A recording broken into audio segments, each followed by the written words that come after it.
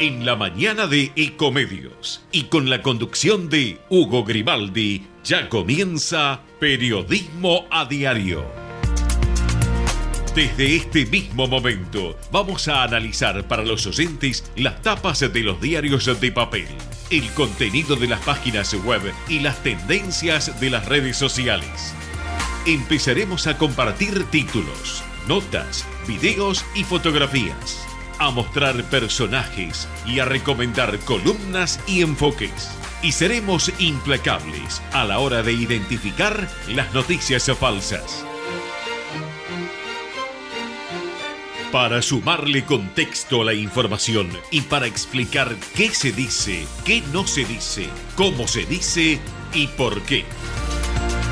De lunes a viernes, en Periodismo a Diario, a través de AM 1220 y por todas las redes sociales, le vamos a acercar el kiosco a sus oídos y mucho más.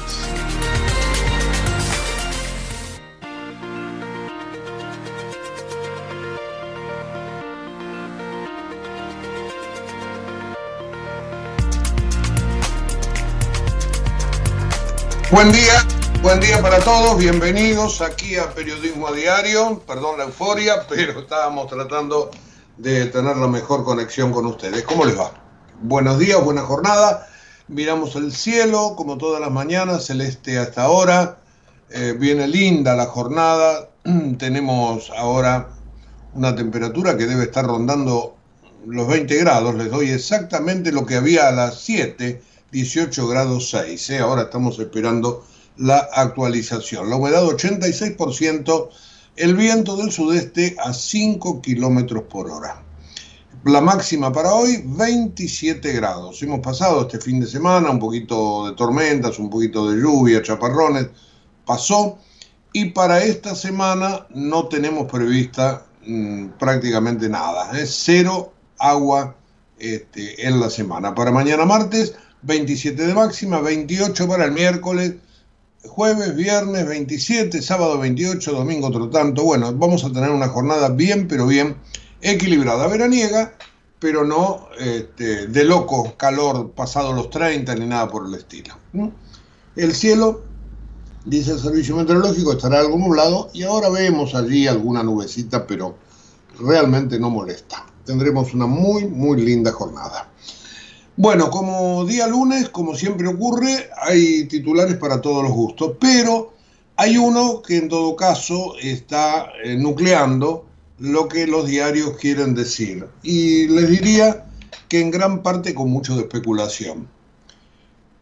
Ustedes saben, porque lo hemos contado la semana pasada, el día sábado viajaron a Washington miembros del equipo económico, miembros del Banco Central, no las primeras líneas, sino líneas técnicas,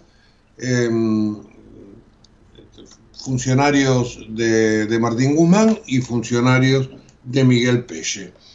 Ayer se reunieron ya con los responsables de la Argentina, del Fondo Monetario, lo hicieron en la Embajada Argentina, en Washington.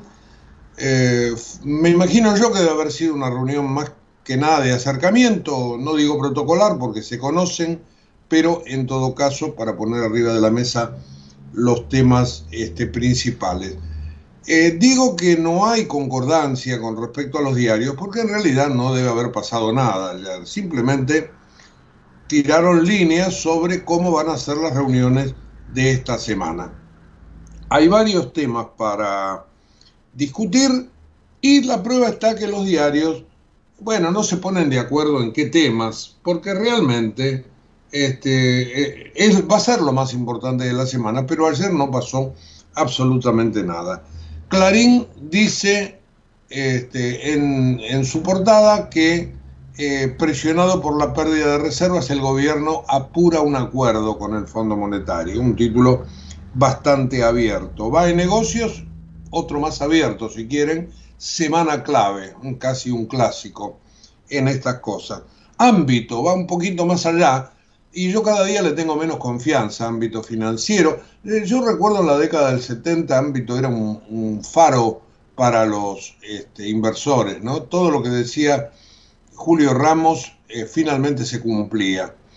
Se los cuento porque yo desde el cronista comercial lo sufría, como competencia, y eran los número uno, sin ningún tipo de duda, y había que remar mucho. Hoy por hoy es un cúmulo de obviedades que responde más a la necesidad política de sus dueños que al hecho de hacer buen periodismo.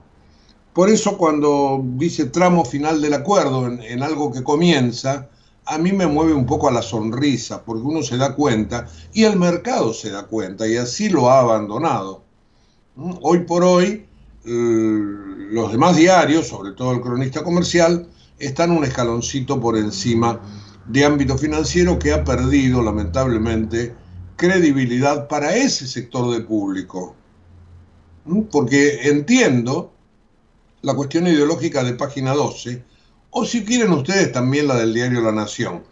Pero ser arribista en temas financieros simplemente por quedar bien con el gobierno y no contar la verdad, al tipo que tiene que tomar decisiones realmente lo complica. Así que Misión Argentina dio inicio con Staff FMI, tramo final del acuerdo, dice el título. Bueno, veremos cuánto dura este tramo final. La verdad que lo de ayer fue una reunión algo más que protocolar y no mucho más de eso. El cronista, encaminar el diálogo, es el título, 2 puntos. Guzmán revisa cifras de inflación y financiamiento. Puntualmente el tema finanzas, financiamiento es uno de los temas claves. Otro, por supuesto, es bajar la emisión. Está el tema cambiario. Bueno, allí todo esto todavía tiene que ser plasmado en una carta de intención. Cuando este fin de semana, el viernes, quizás lleguen los técnicos a un principio de acuerdo, van a decir, bueno, y ahora hay que escribir todo esto. Y ahí cuando se ponga la letra chica, todo el mundo calcula que va a llevar un tiempo, que no es una cosa tan pero tan sencilla. El diario La Nación sintetiza cuáles son las principales preocupaciones: situación fiscal, inflación, brecha cambiaria, dólar.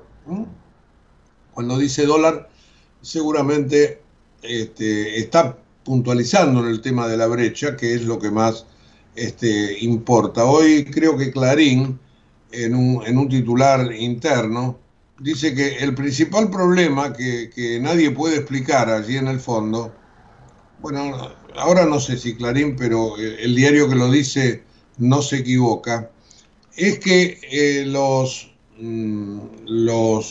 exportadores cobran, sobre todo los agropecuarios,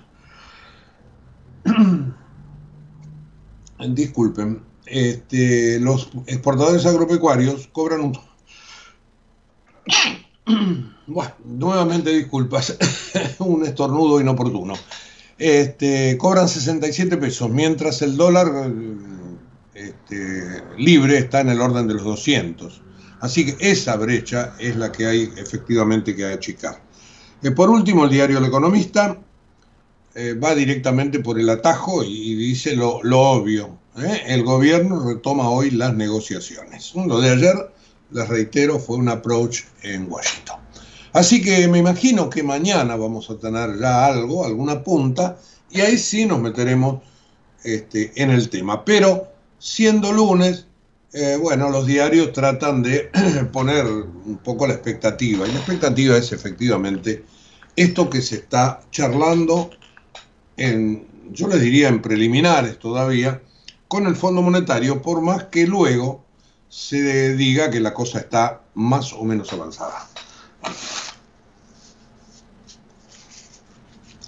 Un pequeño resfrío por el cambio de tiempo. A uno, claro, en estos tiempos de coronavirus lo preocupa, pero absolutamente es eso, no hay nada, no hay ningún síntoma de ningún tipo, simplemente un estornudo y por ahí esta variación del tiempo que ha generado en todo caso algún tipo de enfriamiento. Bueno, pasado el parte médico, vamos al caso COVID, puntualmente a la variante Omicron, que ya está en la Argentina, porque han detectado un viajero que venía de Sudáfrica, y esto también lo marcan los diarios, con esta variante. Llegó a la Argentina, se le hizo un test y dio negativo. El hombre es de San Luis. Bueno, se fue a su provincia, quedó aislado, se hizo un segundo test y ha dado positivo justamente con esta variante y con dos cosas que llaman un poco la atención, que estará bueno en todo caso consultárselo a un médico. El hombre había tenido COVID ya en el mes de marzo. Esta es la primera circunstancia. La segunda es que tenía el esquema de vacunación completo. Con lo cual nos está indicando que el caso de la variante Omicron es verdaderamente invasiva. Todavía no está muy en claro. Hoy me parece que hay en algún diario, o por ahí en algún portal, una muy buena imagen de los síntomas que produce, que son más o menos los mismos que el resto de las variantes, pero en este caso con mayor rapidez y mayor contagio. Por lo cual, desde ese punto de vista, el abanico se abriría más rápido. Y esa es la preocupación de los médicos. Así que está en el tema de los síntomas, está el tema de la vacunación. Y sobre todo en un momento en que la Argentina, lo venimos diciendo durante los últimos días, está acelerando sus casos. Hoy hay un trabajo en el diario La Nación que marca que entre octubre y noviembre se duplicaron de 5 a 10.000 los casos semanales en un mes. En una semana estábamos en 1.000, casi 5 en la semana. Bueno, ahora 10.000, el doble. Otro caso de Omicron se ha dado en la frontera con Brasil, en el estado de Río Grande do Sul. Así que también a través de la frontera no aérea podría ingresar esta variante a la Argentina y hay que estar muy pero muy atentos, sobre todo aquellos que no se quieren vacunar, aquellos que todavía no se han ido a dar la segunda dosis. Hay que hacerlo para de esa manera reforzar las defensas, en bien de todos los demás. Hay gente muy cerrada, muy cerrada con respecto a esto. Hoy el diario La Nación trae un gráfico muy pero muy fácil de mirar, donde se observa la suba de los casos, pero sobre todo en función de la edad. El título de la nota, que está en la página número 22, es: los contagios en personas de 20 a 50 elevan la curva de casos. Y aquí miramos que de acuerdo al rango etario, cómo van creciendo los contagios semanales. Lo que más en este momento se observa es el crecimiento de los jóvenes entre 21 y 30 años, seguramente aquellos que se creen invulnerables. Veremos, pero hay que prestarle muchísima atención a todo esto, sobre todo porque, les reitero, un hombre de 38 años, oriundo de la provincia de San Luis, dio positivo de la variante Omicron. Hablamos del fondo, hablamos del coronavirus. Por supuesto, un lunes no puede faltar en la tapa de los diarios el tema fútbol. Está River, que ayer se despidió de su público, probablemente Gallardo también, a quien se le pidió que se quedara. Bueno, se retiró Poncio, entró 10 minutos y fue ovacionado, pero River ayer como local perdió el invicto. Después de 18 partidos le ganó Defensa y Justicia, que apunta para ser el subcampeón del torneo.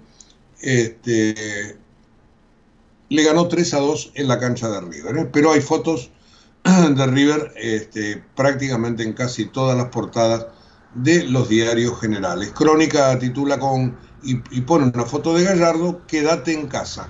Esa era un poco el pedido que ayer el Monumental le hizo al técnico. Al Estadio Independiente se le puso Ricardo Bocchini. Independiente empató 1-1 con San Lorenzo, se quedó sin Libertadores. clasifica en la Sudamericana y le da la oportunidad a Boca de subirse a la Copa Libertadores. Gran partido en La Plata, Estudiantes 4, Gimnasia 4, por lo cambiante del marcador, por lo movido que fue. Bueno, verdaderamente fue una jornada de mucha acción. Entre las noticias locales también tenemos que prestarle atención esta semana a que podría llegar al Congreso un proyecto de ley para reformar nuevamente el Consejo de la Magistratura, llevando de 13 a 17 la cantidad de miembros. ¿Por qué motivo? Porque ha trascendido que la Corte Suprema está a punto de fallar contra la constitucionalidad de la actual ley, la que impulsó Cristina Fernández cuando era senadora y que le dio al Consejo de la Magistratura una conformación, primero con menor cantidad de integrantes. Les decía que estaban en 20 y bajó a 17. Y segundo, con un mayor peso de los estamentos políticos por sobre los estamentos judiciales. Tenía 20 en aquel momento, había 4 jueces, más el presidente de la Corte y 4 abogados, es decir, 9 gente cercana a la justicia. Tenía también entre aquellos 20, 4 diputados, 4 senadores y un representante del Poder Ejecutivo. Había 9 de la justicia y 9 del Poder Político, más 2 académicos.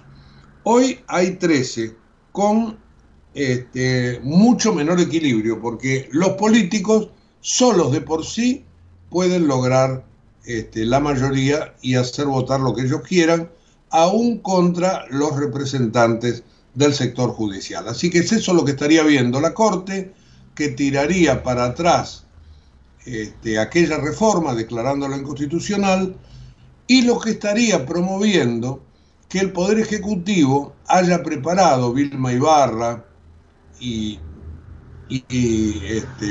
Martín Mena, un nuevo proyecto de ley para elevar al Congreso, algo que todavía en el Congreso no se admite, pero que seguramente irá esta semana. En este nuevo proyecto de ley se promueven 17 miembros, es decir, un poco a mitad de camino, pero la clave está en que tendrá mayor equilibrio. Es un proyecto bastante parecido, dicen los que están cerca, a uno que en su momento había hecho el diputado del PRO, Pablo Tonelli. Esto había quedado marginado, bueno, ahora lo van a sacar para evitar que la Corte se pronuncie. ¿Cómo se puede pronunciar la Corte? Bueno, declarando inconstitucional, pidiéndole al Congreso una nueva ley. Le dirán, aquí está la nueva ley. Pero quieren adelantarse a la jugada.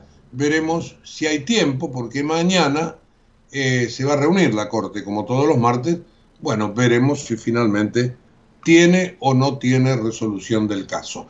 Esto fue bastante tratado durante el fin de semana. Creo que la primicia fue del diario La Nación. Hoy y ayer, sobre todo, hemos tenido comentarios al respecto. Uno de ellos, el de Joaquín Morales Solá. Así que este es otro tema bien importante que tiñe la semana en materia judicial. La reforma a la cual se va a declarar probablemente nula es la del 2006, les reitero, impulsada en aquel momento por Cristina Fernández de Kirchner. Esta que dicen que va a venir tendría mayor equilibrio. Por ejemplo, habían en el Consejo de 20 un representante del Poder Judicial o de la Corte, en realidad, que era el presidente de la Corte. Y ahora no se sabe si va a ser el presidente de la Corte o alguien designado por la Corte, que es lo que me parece que podría venir. Inclusive, claro, ahí hay un tironeo con Rosati. Bueno, no sé si finalmente querrán ir por ese lado. Bueno, tenemos tenemos que ir a una tanda, ¿eh? Vamos a irnos a una tanda. Otra cosa del Senado, esta semana van a aprobar, ¿se acuerdan los DNU del presidente? Habían firmado 116. Bueno, han despejado y le van a aprobar nada más que 53. Aquí está las quejas opositoras, pero también la interna política. No le quieren dar un aval de carta blanca al presidente de la Nación, sobre todo en el Senado, que es donde Cristina Fernández obviamente sigue teniendo su feudo con la composición actual, que es la que va a tratar este jueves, creo, los 53 decretos que finalmente terminará de aprobar. Desde el lado de economía se habla del plan diciembre, bono para jubilados, para quienes tienen planes, la canasta de precios cuidados, la reapertura de paritarias. Bueno, el gobierno en ese aspecto tendrá algún tipo de actividad en lo que queda del mes. Nos vamos a ir a la pausa. Ya mismo, no estamos en la mitad del programa, pero queremos adelantarlo un poquito porque probablemente tengamos después un par de notas que nos ayuden a entender todo esto que hemos puesto sobre la mesa. Enseguida volvemos.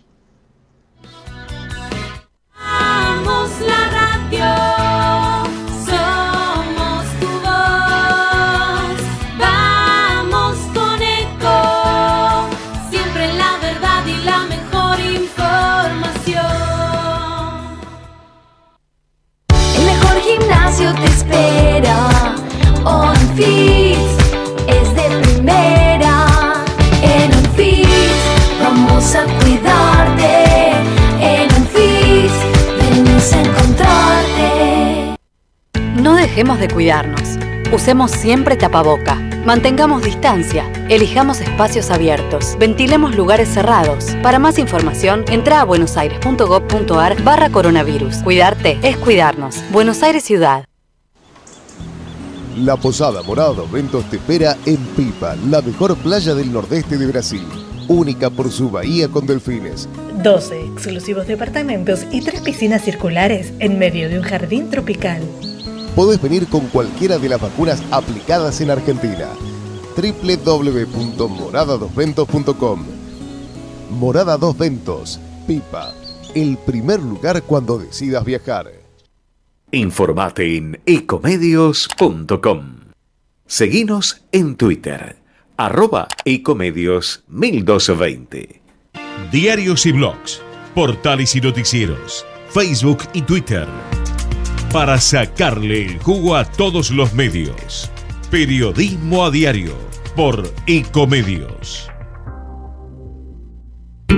En Galeno, innovamos para cuidar tu salud haciendo todo más fácil, ágil y seguro. Por eso, a través de la app Galeno, cada mes realizamos más de 100.000 videoconsultas médicas, más de 200.000 gestiones administrativas y más de 200.000 turnos médicos online. Descargate nuestra app y usa tu credencial virtual.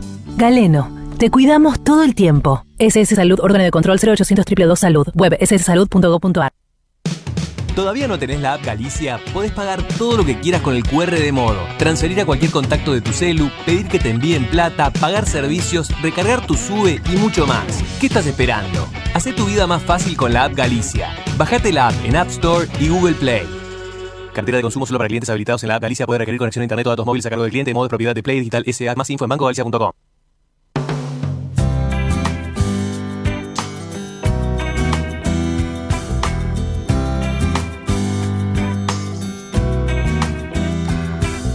Con el crudo en las bodegas volveré a buscar todo el tiempo vivido que hemos perdido sin protestar. Voy a probar primero al olvido, a lo ajeno. Voy a pasar a retiro de un tiro al culpable de mi soledad. No sé qué quiero, pero sé lo que no quiero. Sé lo que no quiero y no lo puedo evitar. Puedo seguir escapando y aún lo estoy pensando. Lo estoy pensando, pero estoy cansado de pensar.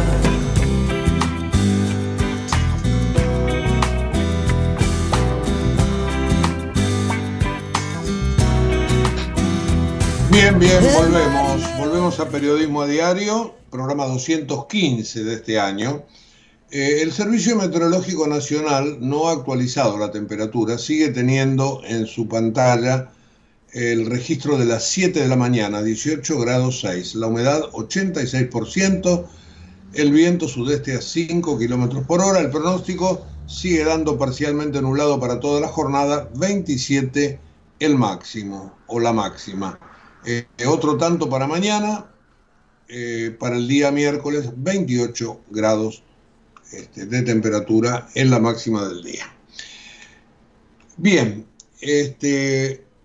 algo de lo cual no hemos hablado antes tiene que ver con la política y los diarios la traen, que es la oposición en la Cámara de Diputados, sobre todo desde el costado del radicalismo. El bloque de Juntos por el Cambio, el bloque general, se ha dividido en 7 interbloques. Uno último que tiene que ver con una división del radicalismo.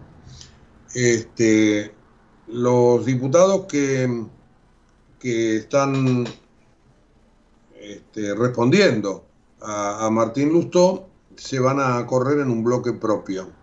Se está tratando dentro del radicalismo tratar de unificarlos, fundamentalmente porque no se lo quiere a Mario Negri como presidente del bloque radical.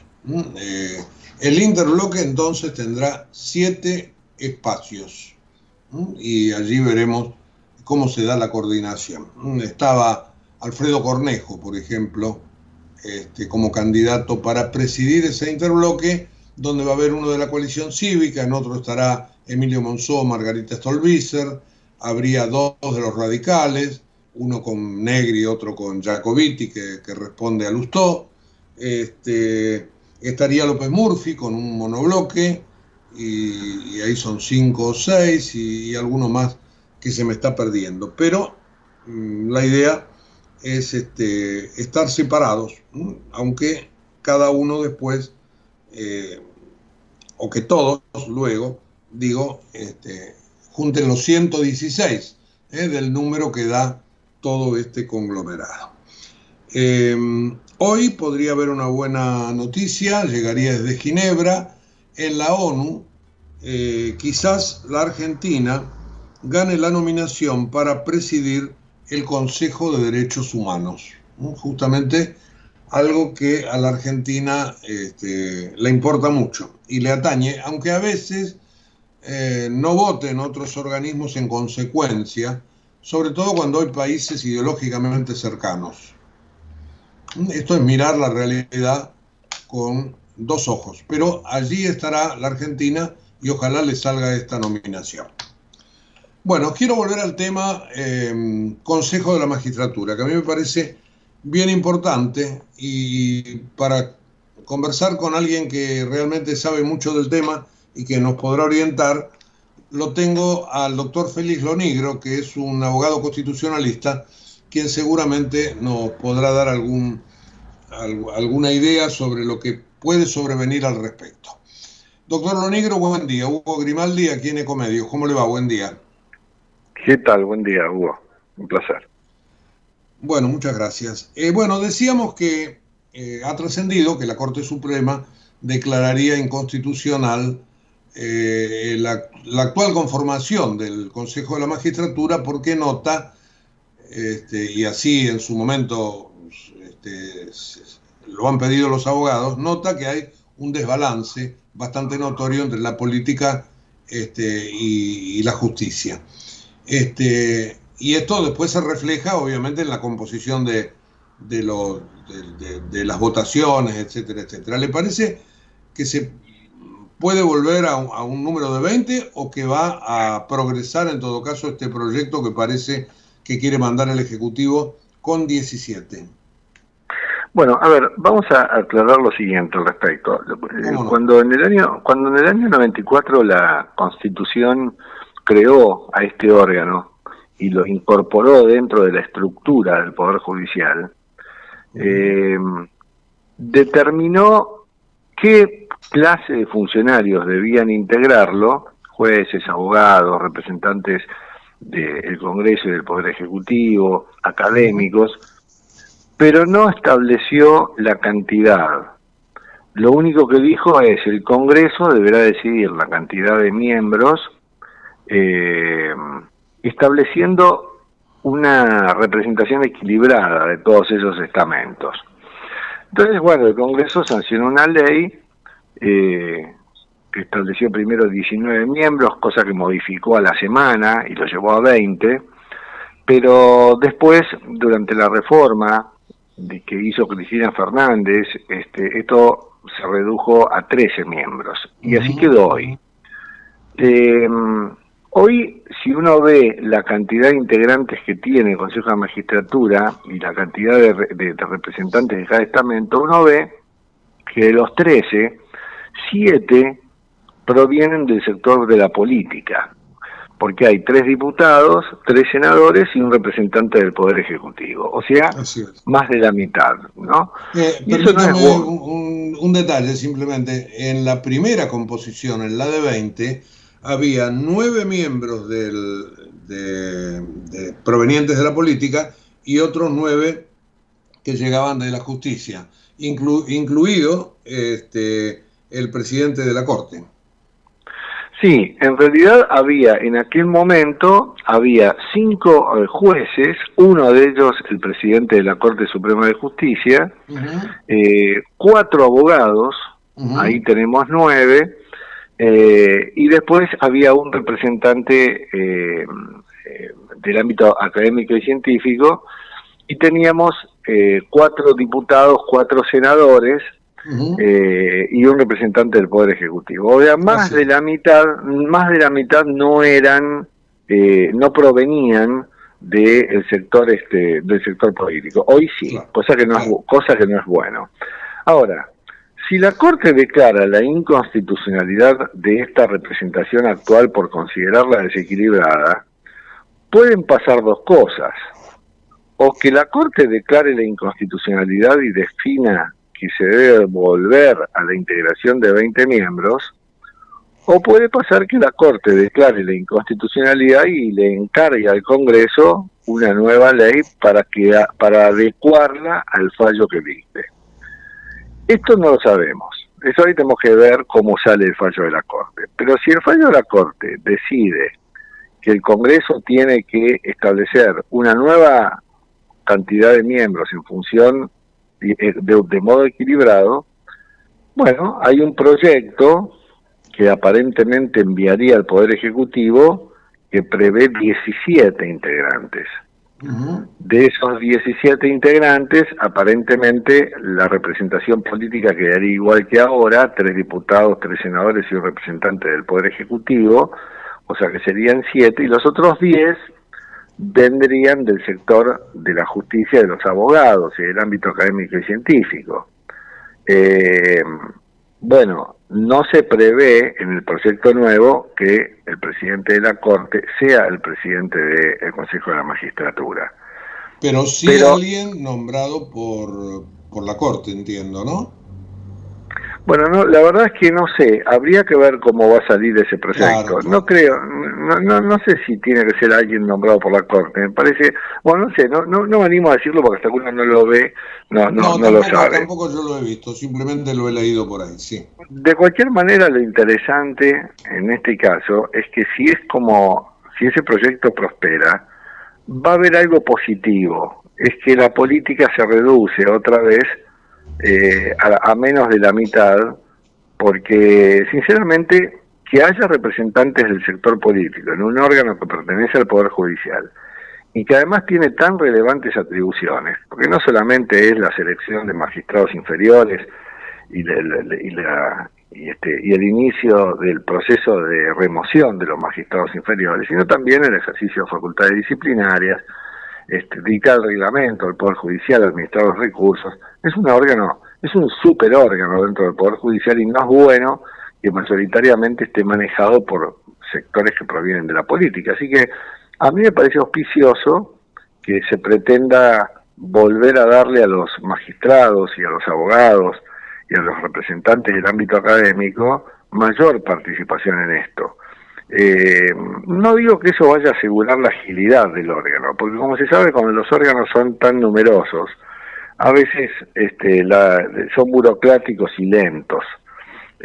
A mí la verdad es que no me gusta el Consejo de la Magistratura. Yo creo que no ha sido bueno para la agilización de la justicia. Ha sido un error de la reforma del 24, pero mientras no se modifique la Constitución hay que manejarlo con leyes que regulen de la mejor manera posible su composición, ¿no? ¿Y usted qué propondría, Félix?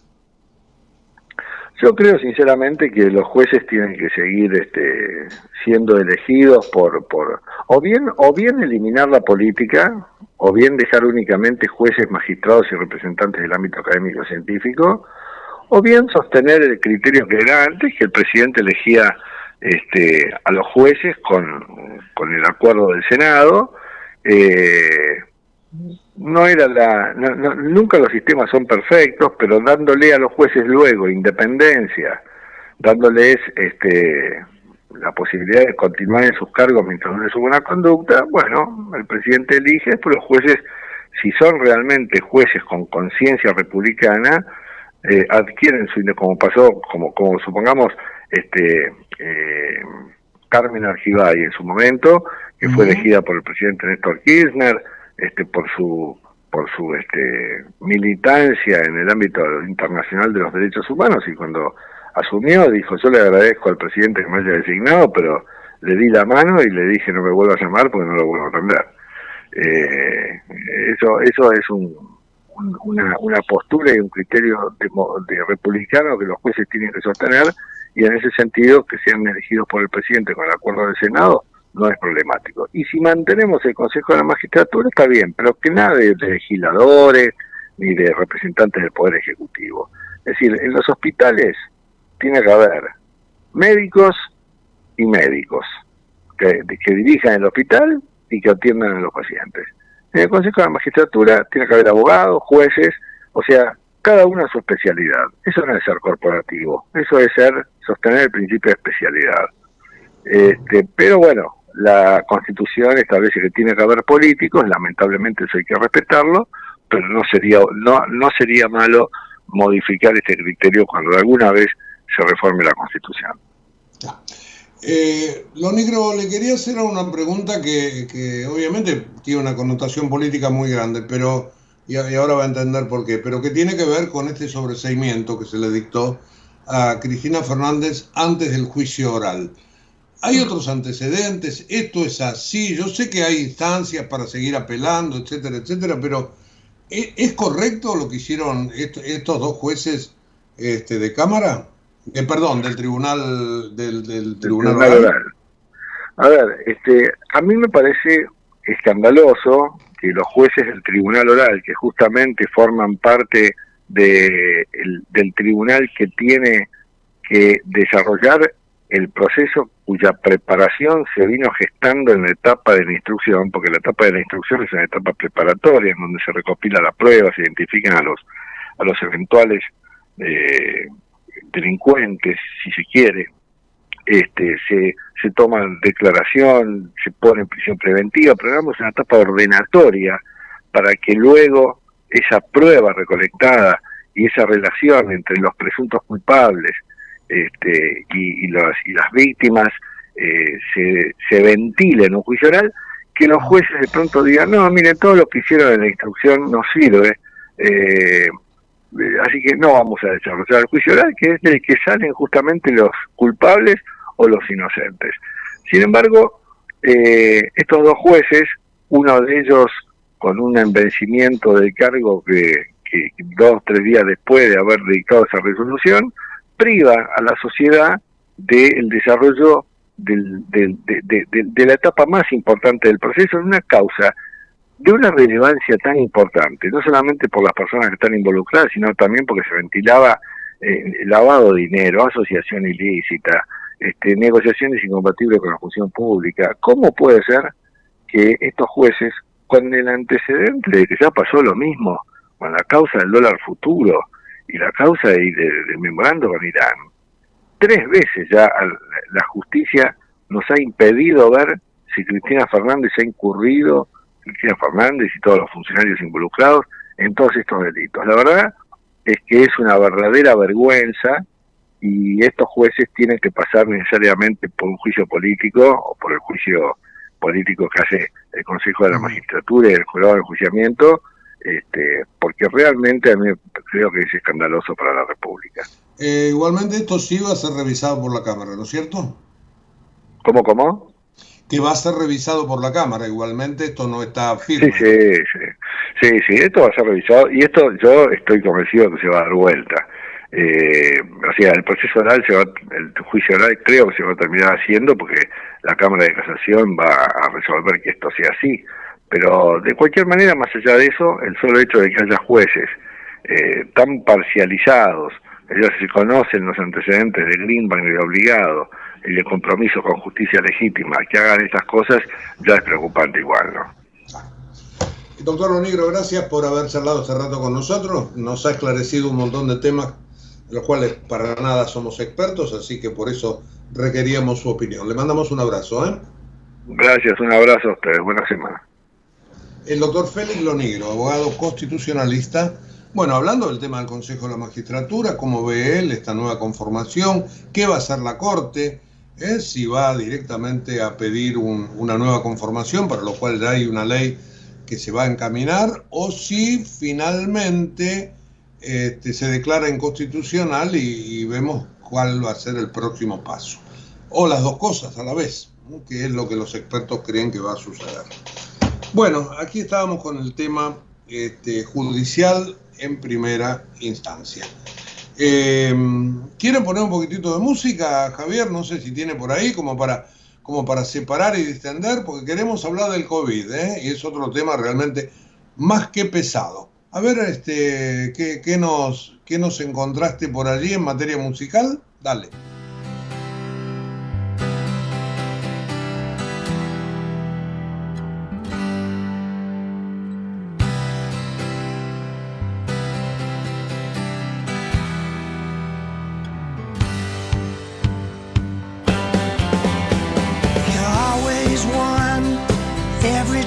Placed a bet.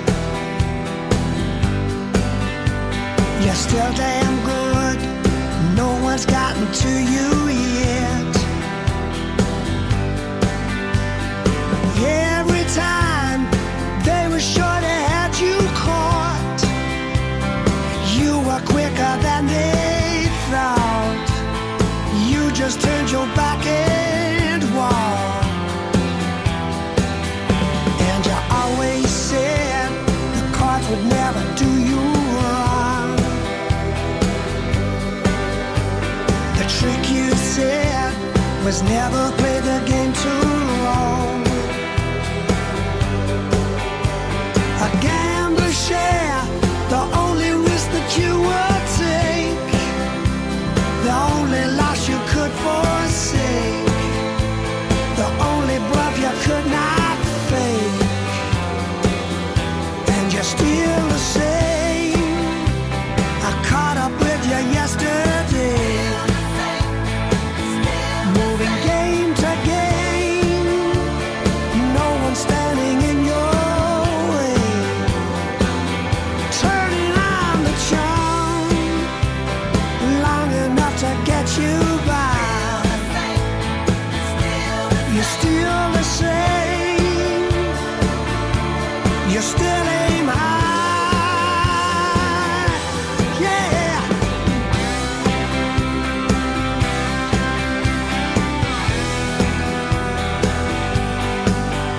Podemos volver, tenemos 215 programas ya de este año de periodismo a diario. Estoy tratando de actualizar el servicio meteorológico. Sí, señor, acá tenemos los datos actuales, que son los de las 8, por otra parte. 22 grados la temperatura, ha subido más de 3 grados en una hora.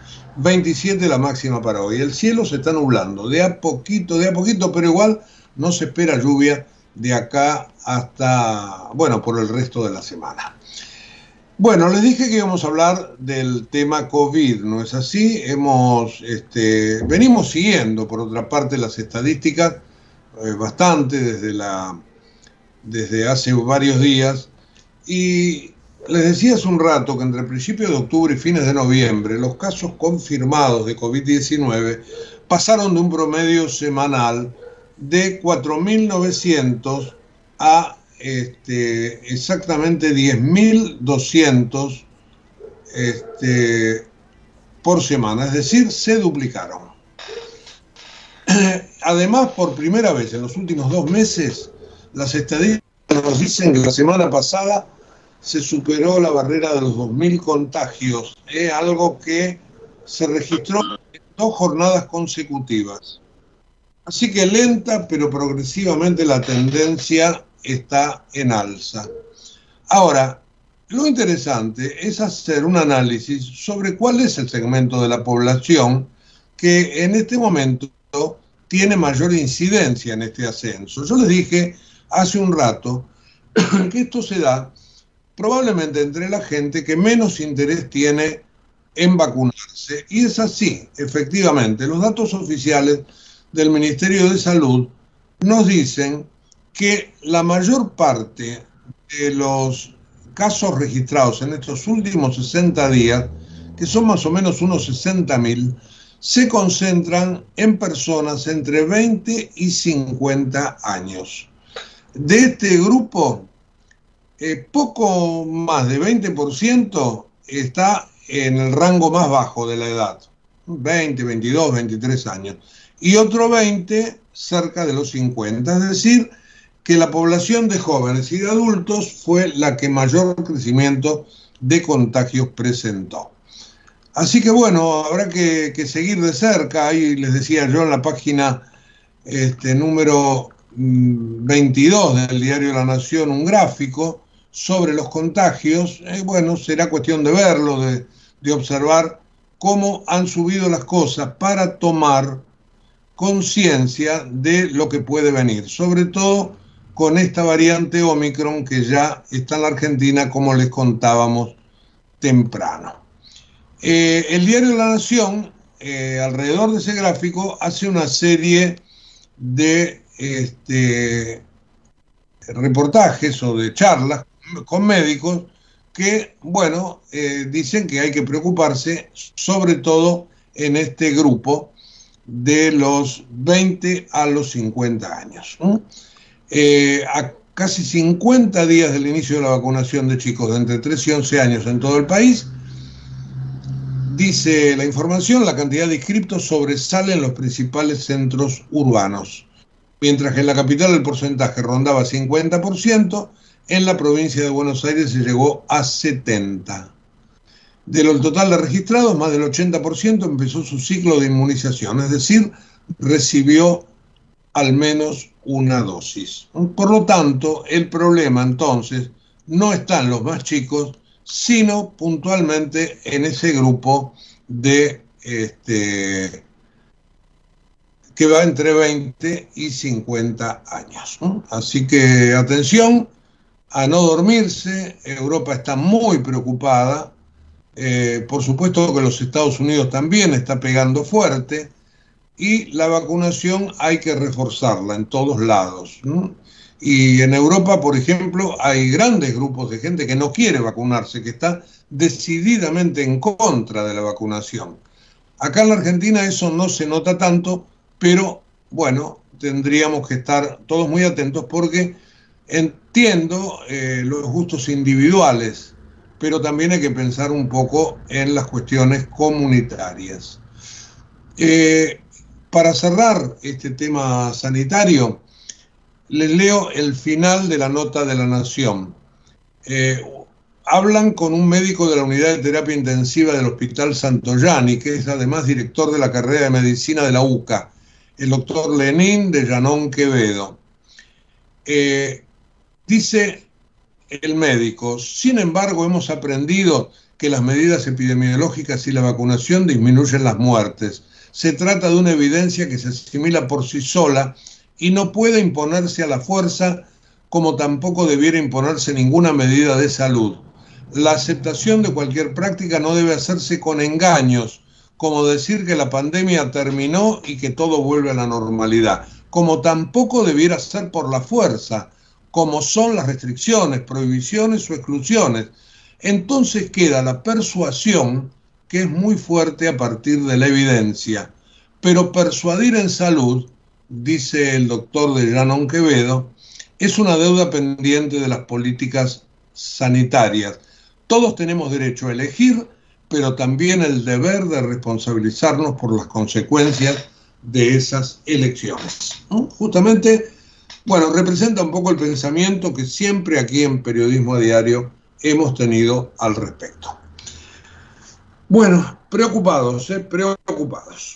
Me queda algo político de la oposición.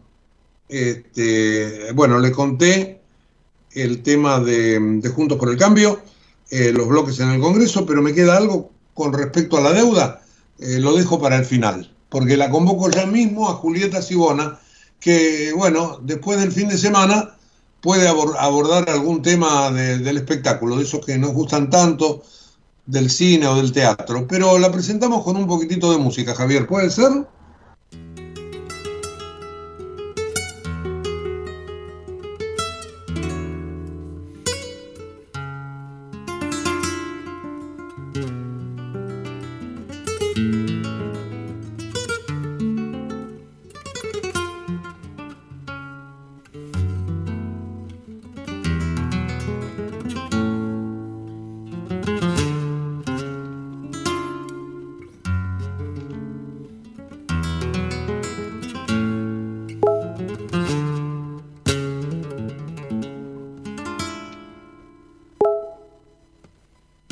Olé.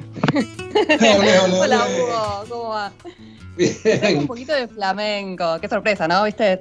Nunca sabés con qué voy a salir, pero era un espectáculo que tenía muchas ganas de recomendarles.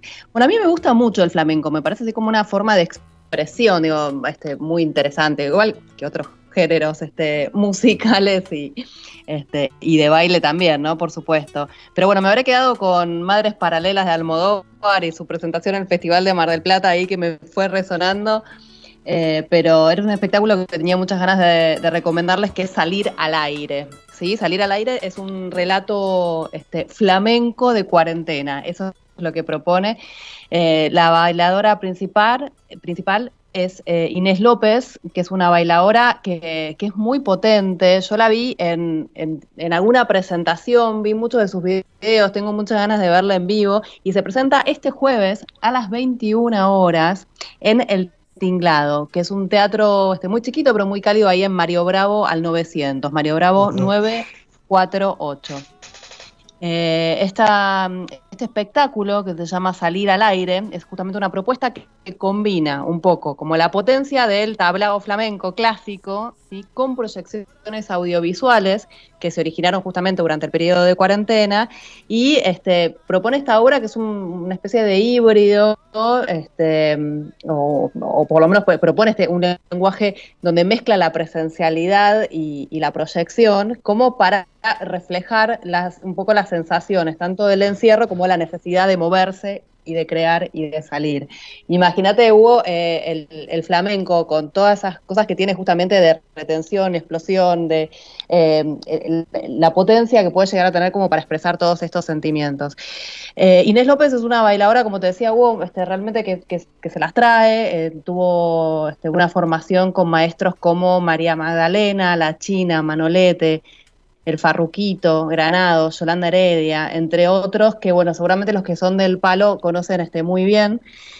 Cuenta con la guitarra de este espectáculo y la dirección de Héctor Romero, también gran conocedor del género, en el cante Eugenio Romero, y la percusión de Juan Romero, que a todo en familia, ¿no? Como suele ocurrir en los espectáculos flamencos, y la guitarra de Oscar Russo. Así que bueno, esta es mi recomendación para esta semana, digo, como para salir con algo distinto, terminar un poco el año con flamenco, puede llegar a ser una muy buena opción. Recordamos las coordenadas, esto es Salir al Aire, una única función este jueves 9 de diciembre a las 21 horas en el Teatro El Tinglado, Mario Bravo 948. Y bueno, obviamente tenemos también unos días, estos 2 minutitos, aprovecho, Hugo, para recomendarte 2 películas muy recientes que se estrenaron en plataformas. Yo ya te vengo anticipando que diciembre se viene potente, tanto en las salas de cine como en las plataformas. Vamos a ir con 2 recomendaciones de 2 plataformas distintas hoy, como para ver algo en la semana. Y no quería dejar de mencionar 2 películas que se estrenaron recientemente. Una de ellas es El poder del perro, ¿sí? Una película que se estrenó en la plataforma Netflix, quizás ahí dando vueltas la viste, Hugo, que es una película de Jane Campion, que justamente había estado, también tenía una proyección en el Festival de Mar del Plata, y tiene la particularidad que esta directora, creo que es australiana, hace un western, ¿sí? Al norte de los Estados Unidos, con algunas precisiones, algunos permisos que se da dentro del género, pero también apelando a ciertos tópicos, a cierta fotografía, a cierta caracterización de los personajes del western más clásico. Muy buenas actuaciones, muy buena dirección, muy buena fotografía. Me parece que para los que les gusta el género no se lo pueden perder. Se llama El poder del perro. Bien. Y una película también muy potente, que se habló muchísimo porque ganó de distintos premios, incluso fue creo que fue la película de estreno en el Festival de Cannes de este año, es la película Annette, ¿sí? Una película de Leo Carax, que se estrenó en la plataforma Movie. Que esta para los más los más valientes no se la pueden perder. Y digo los más valientes porque es una película rarísima. La película está protagonizada por Adam Driver y Marion Cotillard, 2 grandes actores. Es una película que se propuso como una especie de ópera, digamos. Porque la película es musical completamente, es una película muy dramática, muy fuerte, que cuenta a partir de una historia y con música y con canciones originales, especialmente para esta película, van a contar la historia de un comediante y su esposa, que es cantante de ópera, y cómo sus vidas cambian cuando tienen su primera hija. Una película muy dramática, pero realmente muy interesante en la locura que propone. Yo se las recomiendo si tienen Movie. Recuerden que Movie tiene, un mes gratis, que se pueden suscribir y después bajarse cuando quieran. Así que si quieren ver algo distinto, algo poderoso, no se la pierdan. Se llama Annette. Bien, 2 recomendaciones en plataformas, más lo del flamenco en vivo este jueves. Te agradezco mucho, Julieta. Retomamos el contacto en la semana. Un beso. Dale, beso grande. Chau, chau. Bueno, y lo último para recomendarles es una muy buena nota de nuestro colega Carlos Galván, del diario Clarín. Está en la página 10. ¿Qué va a hacer Cambiemos con el acuerdo con el fondo? No se olviden que el fondo le pide a la oposición que también ratifique en el Congreso y que esto tendrá que ser mandado por el Ejecutivo una vez que esté todo firmado. ¿Qué hacer? Según la nota de Galván, hay varias posturas. Lilita Carrió cree que hay que ser responsables porque si no lo sufre la sociedad.